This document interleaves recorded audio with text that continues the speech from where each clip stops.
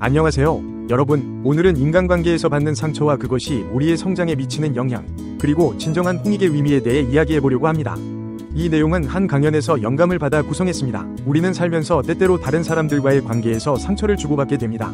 특히 좋은 의도로 시작한 일에서도 이런 일이 발생할 수 있죠. 예를 들어, 홍익인간 사업에 동참하려고 노력하는 과정에서도 이런 일이 일어날 수 있습니다. 그렇다면 이런 상황에서 우리는 어떻게 해야 할까요?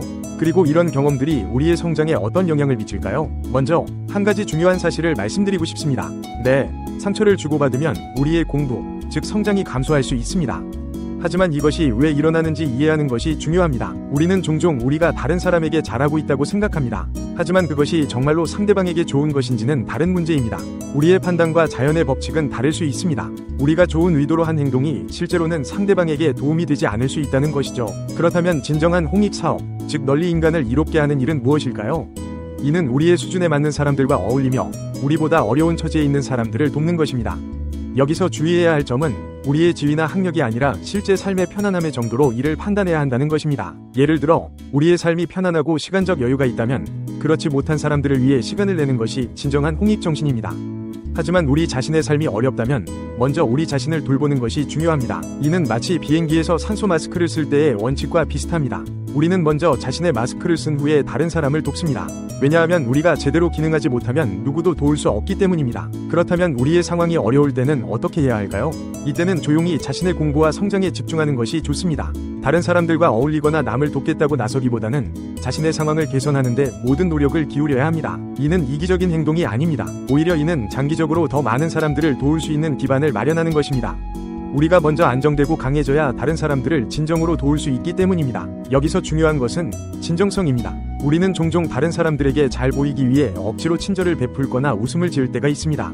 하지만 이는 오히려 역효과를 낼 수 있습니다. 진정성 없는 행동은 결국 거품처럼 터져버리고 오히려 관계를 악화시킬 수 있습니다. 대신 우리는 진정성 있게 대해야 합니다. 이는 꾸밈없이 있는 그대로의 우리 모습을 보여주는 것을 의미합니다.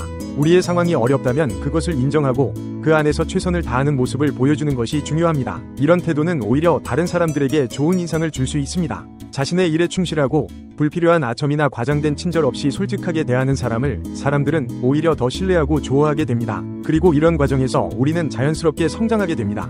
우리가 진정성 있게 살아가면서 자신의 상황을 개선하려 노력할 때 우리보다 어려운 처지에 있는 사람들은 우리를 보고 배우게 됩니다. 이것이 바로 진정한 의미의 홍익, 즉 널리 인간을 이롭게 하는 일입니다. 하지만 이 과정이 쉽지만은 않을 것입니다. 때로는 우리가 어려운 상황에 처해 있을 때 오히려 더 허세를 부리고 싶어질 수 있습니다. 하지만 이는 오히려 우리의 상황을 더 악화시킬 뿐입니다. 대신 우리는 겸손하게 우리의 상황을 받아들이고 그 안에서 최선을 다해야 합니다. 예를 들어, 우리가 경제적으로 어려운 상황에 있다면 무리해서 다른 사람들과 어울리거나 불필요한 지출을 하는 대신 우리의 상황을 개선하는 데 집중해야 합니다. 이는 단기적으로는 힘들 수 있지만 장기적으로는 우리의 삶을 개선하고 더 나아가 다른 사람들에게도 도움을 줄 수 있는 기반이 됩니다. 이 과정에서 우리는 100일의 법칙을 기억할 필요가 있습니다. 100일 동안 꾸준히 노력하면 우리의 환경에 작은 변화가 생기기 시작합니다. 그리고 3년 동안 지속적으로 노력하면 우리의 삶에 큰 변화가 일어날 수 있습니다. 이는 단순한 말이 아니라 많은 사람들의 경험을 통해 검증된 사실입니다. 그렇다면 구체적으로 우리는 어떻게 해야 할까요? 첫째, 우리의 현재 상황을 있는 그대로 받아들이세요. 어려운 상황에 있다면 그것을 인정하고 그 안에서 할 수 있는 일에 집중하세요. 둘째, 불필요한 사교 활동이나 지출을 줄이세요.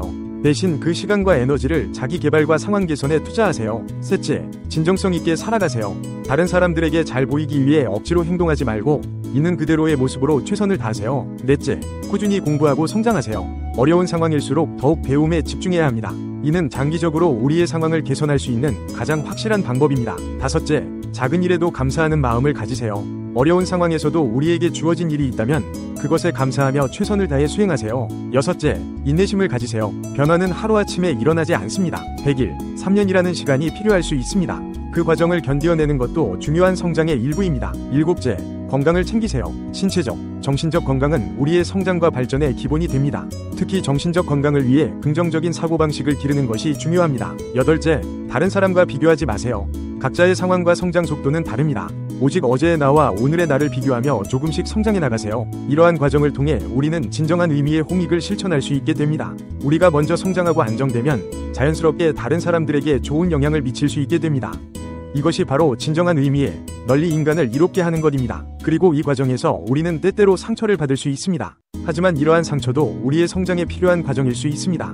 상처를 통해 우리는 더 강해지고 더 깊이 이해하게 되며 더 넓은 마음을 가지게 됩니다. 또한 우리가 성장함에 따라 우리가 해야 할 일의 성격도 변화할 수 있습니다. 처음에는 작은 일, 심지어 남들이 보기에 하찮은 일을 하게 될 수도 있습니다. 하지만 그 일을 성실히 수행하면서 우리는 점차 더 큰 책임을 맡게 되고 더 많은 사람들에게 영향을 미칠 수 있게 됩니다. 이 모든 과정에서 가장 중요한 것은 진정성입니다. 우리가 진정성을 가지고 살아갈 때 우리는 자연스럽게 성장하게 되고 그 성장은 다시 다른 사람들에게 긍정적인 영향을 미치게 됩니다.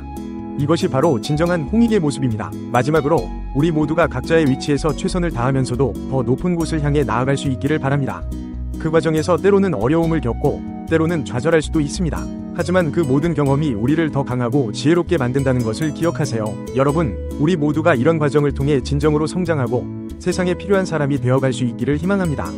그리고 그 과정에서 서로를 이해하고 돕는 따뜻한 공동체를 만들어갈 수 있기를 바랍니다. 오늘의 이야기가 여러분에게 조금이나마 도움이 되었기를 바랍니다. 여러분 모두의 앞날에 행운과 축복이 가득하기를 기원합니다. 감사합니다.